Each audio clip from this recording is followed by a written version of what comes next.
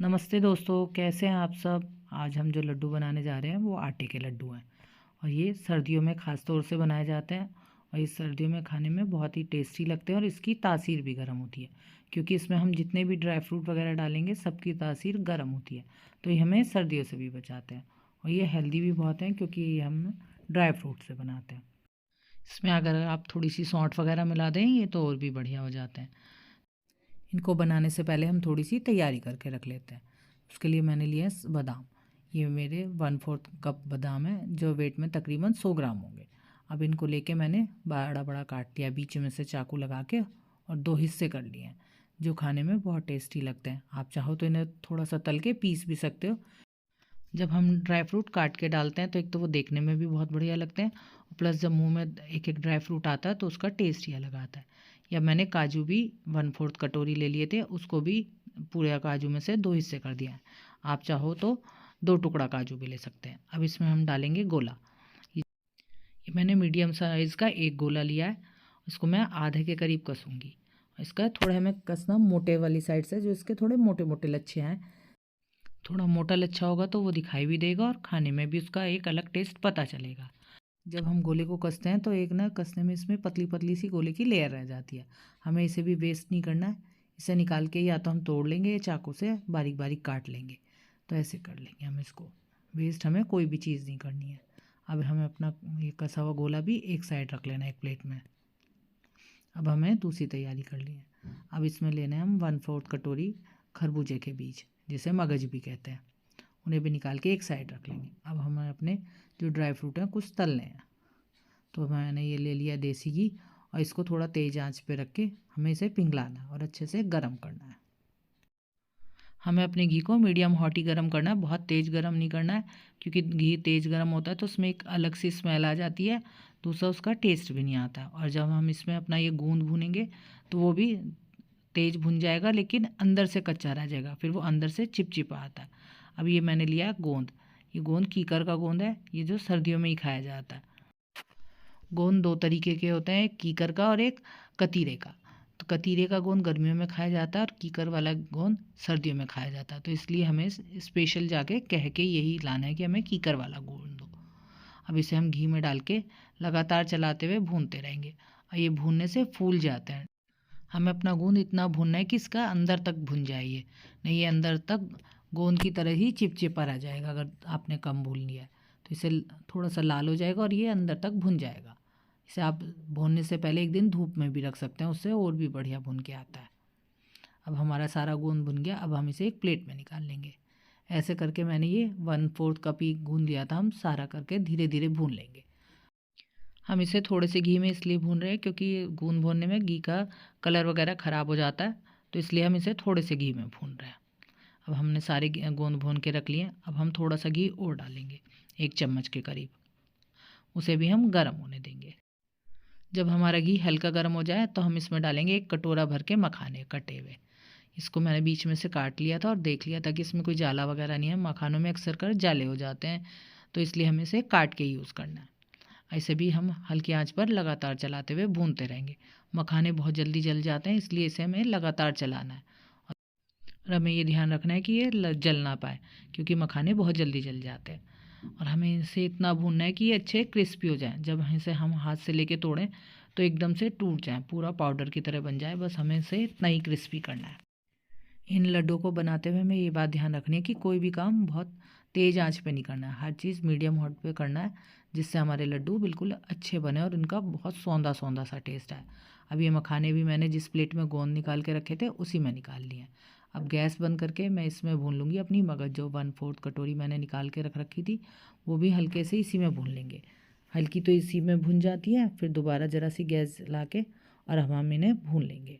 इनमें हमें घी डालने की बहुत ज़्यादा ज़रूरत नहीं है। अगर घी मन है डाल लो, नहीं तो ये सूखी भी बहुत अच्छी भून जाती है। और इसे हमें भूनना कब तक है, जब तक ये सारी चटकने लगे।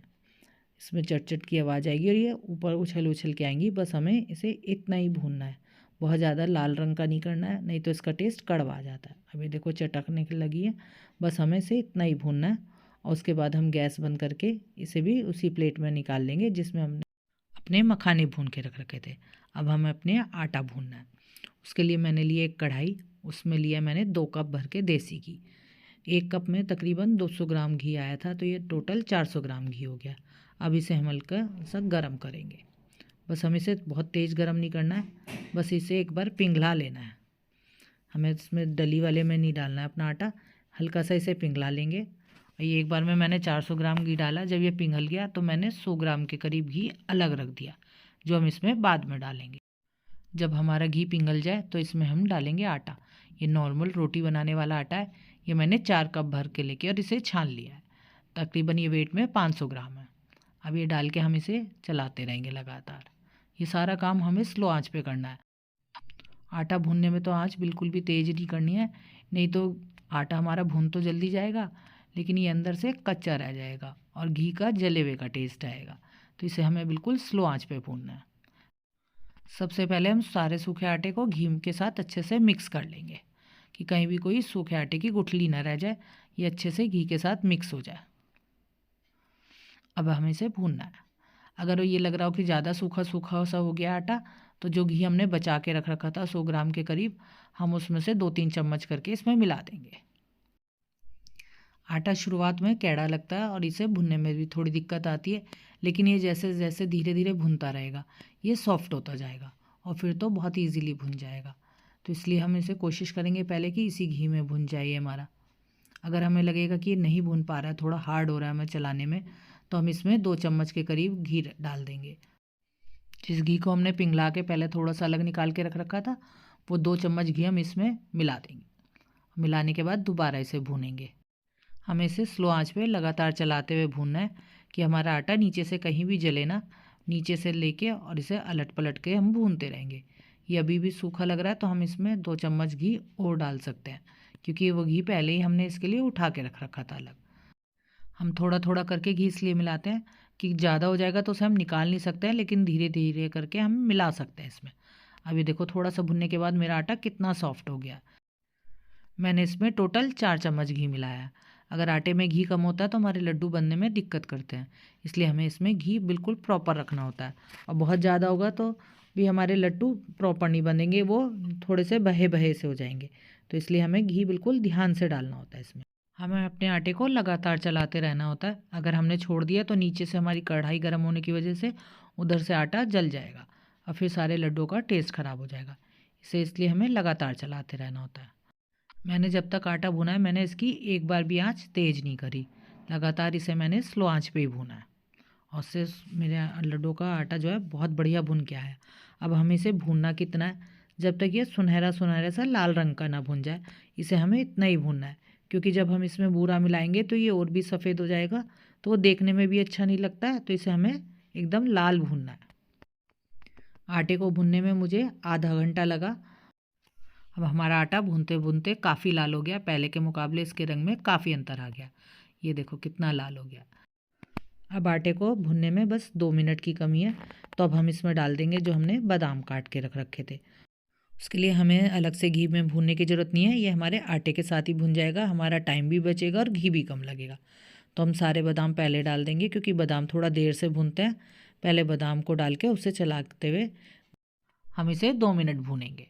इससे बादाम हमारे थोड़े भुन जाएंगे, क्योंकि बादाम भुनने में एक्स्ट्रा टाइम लेते हैं। अब हम इसमें डाल देंगे काजू अपने, जो हमने काजू काट के रख रखे थे एक साइड, अब उन्हें भी डाल देंगे। अब देखो हमारे आटे में कितना बढ़िया घी निकल के आ गया है। अब हमें इसे बांधने में बिल्कुल भी दिक्कत नहीं होगी। घी आपको चमक रहा होगा कि कितना सारा इसमें रिलीज़ हो गया। अब हम अपने काजू भी डाल के भून लेंगे। अब हमारे काजू बादाम दोनों भून जाएंगे। इसे भी, काजू को भी हमें 2 मिनट ही भूनना है, इससे ज़्यादा नहीं भूनना है, नहीं तो ये जल जाएगा।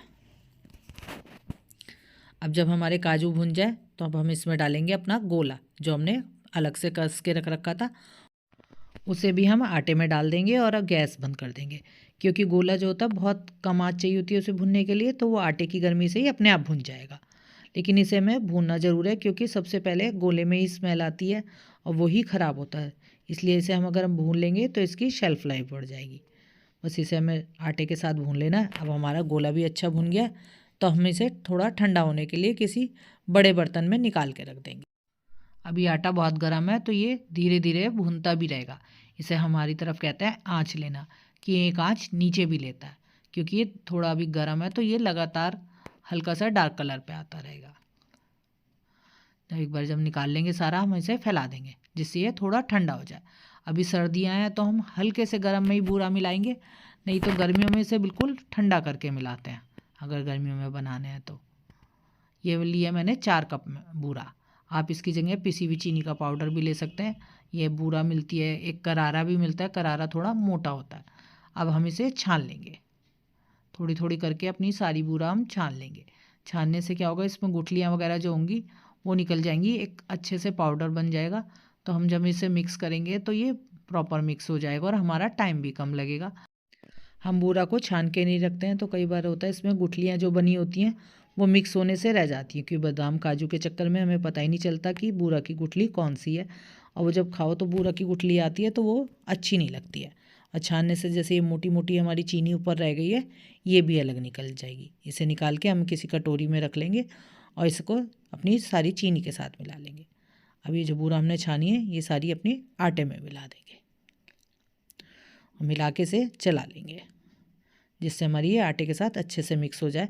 अभी हमने इसमें और ड्राई फ्रूट नहीं डाले, पहले से आटे के साथ ऐसे ही मिक्स कर लेंगे जिससे बूरा आटे के हर पार्ट में मिक्स जाए, कहीं भी हमारा बिना बूरा का आटा ना रह जाए। हमें जो बूरा मिलानी है बिल्कुल गुनगुने आटे में मिलानी है, तेज़ आटे में बिल्कुल नहीं मिलानी है, नहीं सारी बूरा मेल्ट हो जाएगी, फिर हमारे लड्डू बनने में दिक्कत करेंगे। बूरा मिलाने से हमारे आटे का टेम्परेचर थोड़ा कम हो गया। अब हम इसे हाथ से अच्छे से मिलाएंगे। हमारे इसे इसलिए मलवा आटा कहा जाता है क्योंकि इसे हम मल मल के इसकी बूरा मिलाते हैं। इसे अच्छे से मिला के अब इसमें हम अपने ड्राई फ्रूट डाल देंगे जो हमने अलग से निकाल के रख रखे थे, गोंद, मखाने और खरबूजे की गिरी। उसको भी हम इसे अच्छे से मिला लेंगे जिससे ये पूरे पार्ट में मिल जाए, हर पार्ट में हमारे सारे ड्राई फ्रूट इवन आए। अभी देखो बिल्कुल बढ़िया से मिक्स हो गए हैं। इसे एक बार हम नीचे से और चला लेंगे कि कहीं हमारा आटा चिपका हुआ तो नहीं रह गया। जब हमारा आटा अच्छे से मिक्स हो जाए तो इसे हम एक बार दोबारा से हाथ से मसल लेंगे। हाथ से मसलने से हमारी सब चीज़ें वन मिक्स हो जाती हैं, और दूसरा इसमें जो हाथ की गर्मी से घी भी हल्का सा मेल्ट हो जाता है, तो इसे हम हाथ से ज़रूर मसलें। जब हमारा सारा बन के तैयार हो जाए अब हम इसके लड्डू बनाएंगे। लड्डू बनाने के लिए इसमें हमें लेना है 1 कड़छी के करीब आटा, और उसे अच्छे से दबा दबा के कि सारा आटा आपस में जॉइंट हो जाए, खूब अच्छे से प्रेस करना है और इसे गोल शेप देते जाना है। एक बार प्रेस करो फिर घुमा लो, इससे चारों तरफ से हमें इसे गोल शेप देनी है। फिर एक हाथ में रख के इसे हल्का हल्का सा हम गोल घुमाएंगे, उससे क्या होगा सारा घी ऊपर से निकल ही आएगा और इसकी शेप भी एकदम इवन गोल हो जाएगी। अगर आपको छोटे बनाने हैं छोटे बना लो, लेकिन सारे बनाना एक साइज़ के ही, वो ही अच्छे लगते हैं।